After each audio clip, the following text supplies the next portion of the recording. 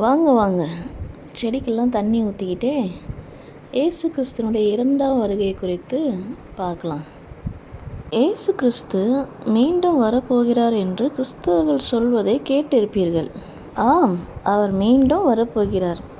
ஆனால் மனிதனாக அல்ல, தேவனாகவே எல்லா கண்களும் காணும்படிக்கு வரப்போகிறார். அவர் ஏன் இந்த பூமிக்கு வரப்போகிறார்? வந்து என்ன செய்ய போகிறார்? இந்த பூமி மனிதனுக்காக சிருஷ்டிக்கப்பட்டது. ஆனால் அந்த மனிதனோ தேவனுடைய கட்டளையை மீறி பிசாசனுடைய வார்த்தைக்கு செவி கொடுத்தபடினாலே இந்த உலகமானது பிசாசனுடைய கையில் போயிடுச்சு. இப்பொழுது நாம் பார்க்கிற இந்த உலகமானது பிசாசினுடைய ஆளுகைக்குள் இருக்கிறது. ஒருவேளை அந்த மனிதன் பிசாசினுடைய வார்த்தைக்கு செவி கொடாமல் தேவனுடைய கட்டளையை ஏற்று நடந்திருந்தால் அப்பொழுது இந்த உலகம் எப்படி இருந்திருக்கும் என்று காட்டுவதற்காகவே, மனிதன் அறிந்து கொள்வதற்காகவே தேவன் ஆளுகை செய்யும்படி 1000 வருஷம் இந்த பூமியிலே அவருடைய ஆட்சி நடக்கப் போகிறது. பிசாசுக்கென்று கொடுக்கப்பட்ட காலம் நிறைவேறினவுடன் ஒரு தூதன் பாதாளத்தின் திறவுகோலையும் பெரிய சங்கிலியையும் தன் கையிலே பிடித்து கொண்டு வானத்திலிருந்து இறங்கி வருவானாம். வந்து பிசாசு என்றும் சாத்தான் என்றும் சொல்லப்பட்ட பழைய பாம்பாகிய வலு சர்ப்பத்தை அவன் பிடித்து அதை 1000 வருஷமளவும் கட்டி வைத்து அந்த 1000 வருஷம் நிறைவேறும் வரைக்கும் அது ஜனங்களை மோசம் போக்காதபடிக்கு அதை பாதாளத்திலே தள்ளி அடைத்து அதன் மேல் முத்திரை போட்டான். பின்பு இயேசு கிறிஸ்து இந்த பூமிக்கு தேவாதி தேவனாக, ஒரு ராஜாதி ராஜாவாக எல்லாருடைய கண்களும் காணும்படிக்கு வானத்திலிருந்து இறங்கி வருவார். வந்து இந்த உலகத்தை ஒரு 1000 வருஷம் அரசாட்சி செய்வார்.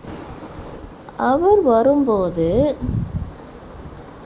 இயேசு கிறிஸ்துவுக்காக மரித்தவர்களும் பிசாசினுடைய முத்திரை தரித்து கொள்ளாமல் மரித்தவர்களும் உயிரோடு எழுந்து அவரோடு கூட ஆளுகை செய்வார்கள் என்று வேதத்தில் எழுதப்பட்டிருக்கிறது.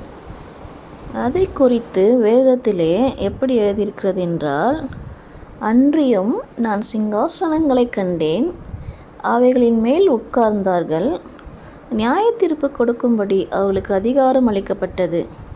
இயேசுவை பற்றிய சாட்சி நிமித்தமும் தேவனுடைய வசனத்தின் நிமித்தமும் சிறைச்சேதம் பண்ணப்பட்டவர்களுடைய ஆத்துமாக்களையும் மிருகத்தையாவது அதன் சொரூபத்தையாவது வணங்காமலும் தங்கள் நெற்றியிலும் தங்கள் கையிலும் அதன் முத்திரையை தரித்து கொள்ளாமலும் இருந்தவர்களையும் கண்டேன். அவர்கள் உயிரோடு எழுந்து கிறிஸ்துவினுடனே கூட 1000 வருஷம் அரசாண்டார்கள் என்று எழுதப்பட்டிருக்கிறது. அவர்கள் யாரை அரசாளுவார்கள்? தேவன் இந்த பூமிக்கு வரும் நேரத்தில் அப்பொழுது அந்த பூமியில் யாரெல்லாம் உயிரோடு இருக்கிறார்களோ அம்மனிதர்களை தான் ஆண்டவராகிய இயேசு கிறிஸ்துவும் அவரோடு கூட இருக்கிற கிறிஸ்தவர்களும் அவர்களை ஆளுகை செய்வார்கள். அப்போது மற்றவர்களெல்லாம் என்ன செய்வார்கள் என்று கேட்குறீங்களா?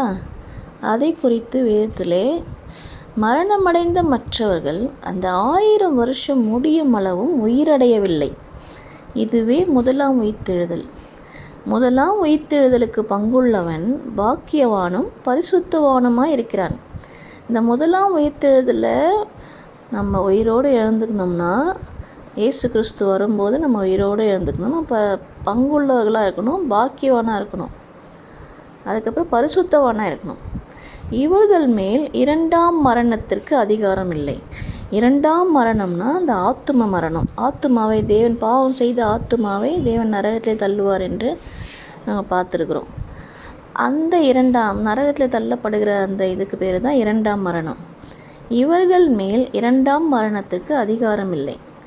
இவர்கள் தேவனுக்கும் கிறிஸ்துவுக்கும் முன்பாக ஆசாரியராக இருந்து அவரோடு கூட 1000 வருஷம் அரசாளுவார்கள். அந்த 1000 வருஷம் முடியும் போது சாத்தான் தன் காவலில் இருந்து விடுதலையாகி பூமியில் உள்ள ஜனங்களையெல்லாம் மோசம் போக்கும்படிக்கு அவன் புறப்படுவானான். இயேசு கிறிஸ்துவுக்கு விரோதமாய் யுத்தம் செய்யும்படிக்கு திரளான ஜனங்களை அவன் திரட்டி கொண்டு யுத்தத்துக்காக வருவானாம். அதை குறித்து வேதத்தில் என்ன சொல்லப்பட்டிருக்கிறதுனா, பூமியின் 4 திசைகளிலும் உள்ள ஜாதிகளாகிய கோகையும் மாகோகையும் மோசம் போக்கும்படிக்கும் அவர்களை யுத்தத்துக்கு கூட்டிக் கொள்ளும்படிக்கும் புறப்படுவான். அவர்களுடைய தொகை கடற்கரை மணலத்தனையாயிருக்கும்.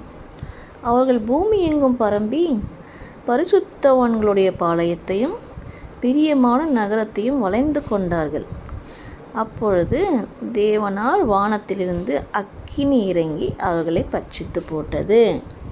மோசம் போக்கின பிசாசையோ அக்கினியும் கந்தகமும் எரிகிற கடலிலே அவனை தள்ளிவிட்டார். அவ்வளோதாங்க, இதோட பிசாசோட சாப்டர் க்ளோஸ். இதெல்லாம் எப்போ நடக்கும்?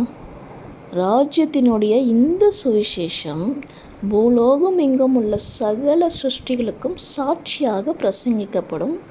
அப்பொழுது முடிவு வரும் என்று எழுதப்பட்டிருக்கிறது. இந்த பூமியில் உள்ள எல்லா ஜனங்களுக்கும் இயேசு கிறிஸ்துவை பற்றியதான இந்த சுவிசேஷம் அறிவிக்கப்பட்டிருக்க வேண்டும். எல்லா ஜனங்களுக்கும் அறிவிக்கப்பட்ட பிறகுதான் ஆண்டவர் பூமிக்கு தேவனாக வருவார். அப்பொழுதுதான் அவரை ஏற்றுக்கொள்ளாதவர்கள் அவர் வரும்போது அவரை பார்த்து புலம்புவார்கள் என்று வேதத்தில் எழுதப்பட்டிருக்கிறது. ஏன் புலம்புவார்கள்? ஏன்னா அவங்களுக்கு ஏற்கனவே சொல்லப்பட்டிருக்கிறது, அறிந்திருக்கிறார்கள். ஆனால் அவங்க மறுத்துவிட்டார்கள். ஏற்றுக்கொள்ள மறுத்துவிட்டதினாலேயே அவர்கள் அது நடக்கும்போது ஐயையோ என்று சொல்லி புலம்பி அவர்கள் கதறுவார்கள் என்று வேதத்தில் எழுதப்பட்டிருக்கிறது. இயேசு வருகிறார், ஜெயம் கோரிடுவோம், இதோ வருகிறார், ஓசன்னா பாடுவோம், பேருந்தொனியாய் அவருடையோர் அவரை சந்தித்திடுவார். இயேசு வருகிறார், ஜெயம்